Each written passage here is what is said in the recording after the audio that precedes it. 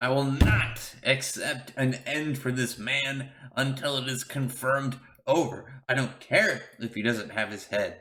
So, first off, we got a nice cover page for this chapter. Not only that, we had a colored opening page with Kokushibo and his brother, and then furthering even, we have a nice big color spread that has the two sibling duos. And like when you look at Tanjiro, when you look at Nezuko, it's such a nice little group. And then over here you have Kokushibo, and it's hard. I always want to look at his name and say Yoruichi, but Yoriichi. It's such an interesting contrast between the two. Especially when you think, okay, you have the older brother who is fighting to protect his sister, like at all costs, and you have the younger brother of the two, you just completely torn that his brother turned into a demon. One of the things he was trying to slay, and Kokushibo just abandoning his younger brother as he did, and it just such a nice conflicting like character for the main character. I can't.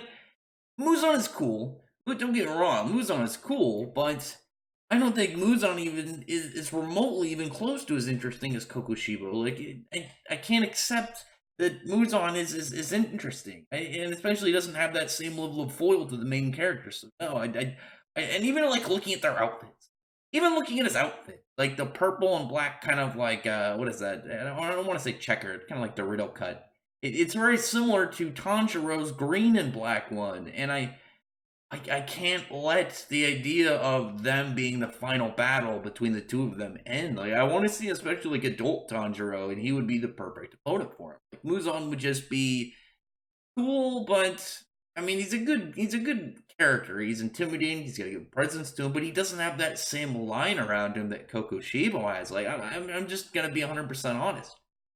And while the characters are coming in to attack him, you got Sanemi and Majima. They're going to help Takedo, and he's got them all in there. Genya has used his blood demon arts after taking some of Shiba's body from the hair and the sword fraction. He made a big tree to hold him in place. And then Kokushibo just continues to more blades. He has those blades coming out of multiple areas of his body, just coming out from all the like shoulders, arms, back, legs. He's got blades everywhere, blades coming out of blades even further. And he doesn't even really need to swing a sword because he can just motion, and those blades will keep going. I wonder if he can like retract the blades and then shoot them back out, and then like have that kind of like a sword swing. That would be pretty sick, because then he wouldn't even need to move around. He could just continuously retract and extend like his blades out and keep bringing them around. But he's obviously in a panic. He's worried over the situation he's in. He's in a dangerous spot because he got screwed over not paying too much attention to Genya, who's using his blood demon arts for kind of crowd control and support reasons, where you have Takedo going in clearly into sacrificial hold onto Kokushibo, and you have Sanemi and Himejima just coming in for the attacks during.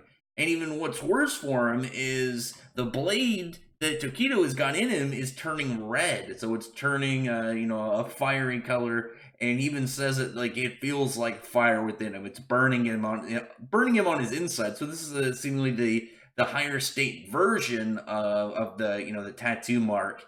It just giving this intensive red blade, this almost sun-like sword, and it's like a kind of a pushback to like his brother, because his brother had a red blade. You can even see it in that color page, which is probably why the author wanted to, she wanted to have this opening page also be colored, not only because this looks nice, got a really nice color palette, but just to kind of give notice to that. And then here you have it kind of like spreading, and then similar to the mark, like, because we know that the mark spreads from people. It's almost like a power-up disease.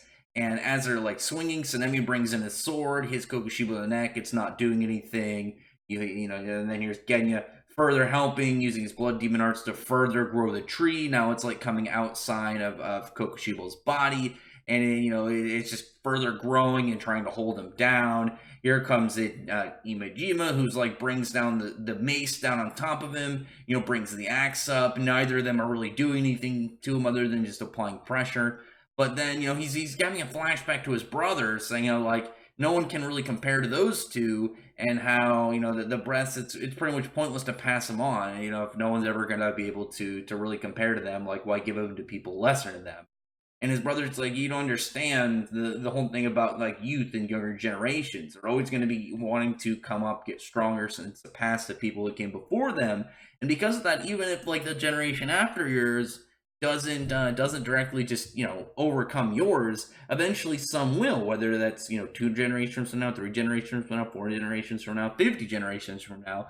Eventually, that trickle down effect will come to fruition. It will flourish into a stronger breed.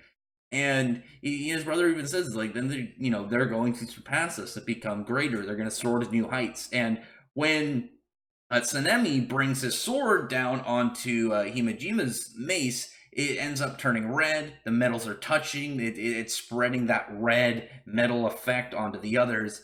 And from them, then he smashes right through Kokushibo's neck. The mace like completely beheads him, and blood starts spilling him out. So one thing I'm just gonna say really quick, not on topic of the content of the chapter, but important of the chapter.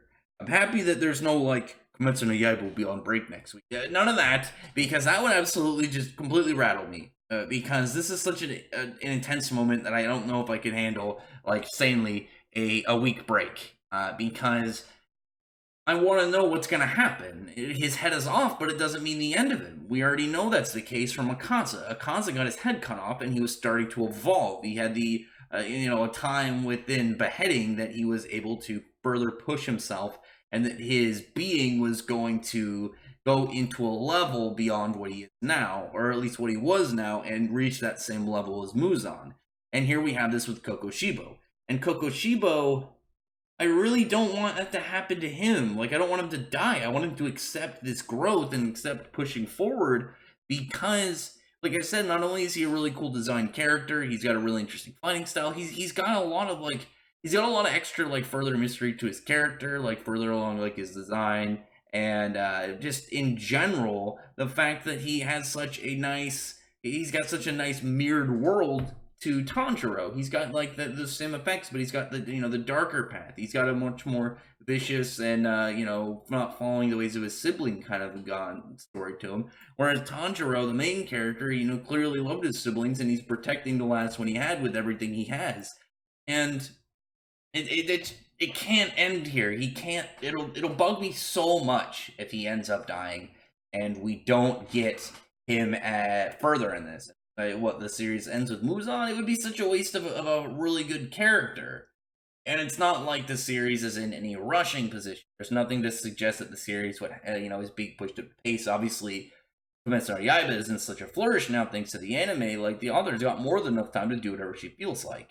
So there's clearly no reason to kill him unless she just straight wants to kill him. But as I said, like, that would just be a complete waste of what we can get of his character. And like, has he even met Tanjiro yet? I don't think he and Tanjiro ever like faced off. And like I said, he's not only he's got a past with the dude's dad, and like he's got so many factors that really would tie so well in together with Tanjiro. Like, one of Tanjiro's best moments, in my opinion, is that part with Gyotaro, and when he and Daki were arguing right as they were starting to fade away and crumble, and yelling at each other, and he was like, they were telling how much they hate each other, and Tanjiro kind of just like knelt down and like covered his mouth and told him not to say stuff that he didn't mean. He didn't actually like have any of these negative feelings towards his sister. He was just talking out of anger, and it was such a good moment for him. And whereas you had Taro and Daki, who were villains, but they were still brother and sister, and clearly they cared about each other, and that still resonated with Tanjiro. Where with these two, you get the story of Kokushibo and Yorichi as two siblings who it didn't go well for them, and just that unbridled sadness from Yorichi when he had to face his brother who had become a demon, and he had probably been searching for decades.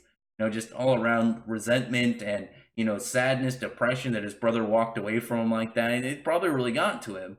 And it would be such an end of like a really good potential story to hear from there. There's probably some diary scrolls that he's, that we'll find written out there somewhere about the dude's brother. Like, if he dies, especially without finding out like the reasons why his brother was so sad when he was, getting ready to cut him down, and some of his just kind of like recordings over the decades while he, as I said, like, I mean, clearly he was sad about his brother, and it wasn't just like, oh, I'm sad that you chose this life. Clearly he was depressed about like the fact his brother was in this state. So I would really like to see the dude's reaction from it, because it would be such a nice turn for Kokushibo, especially if he was able to like feel that human emotion again before he died, and really understand what he put his brother through. But other than that, comment below and tell me what you thought about this. Like, I'm very intrigued of what's gonna happen. Like, I'm gonna be so bummed if this dude dies. Like, he's, in my opinion, the best villain in Kimetsu no Yaiba at the moment, and he's got more potential as a final villain than Muzan does. Other than that, like I said, it's just we'll see. We will see. So comment below, tell me what you thought about the chapter, and really appreciate if you thumbs up the video, from the like button and the subscribe button, and check out my other videos. From that, I appreciate everyone who started subscribed, and thank you for listening. Bye.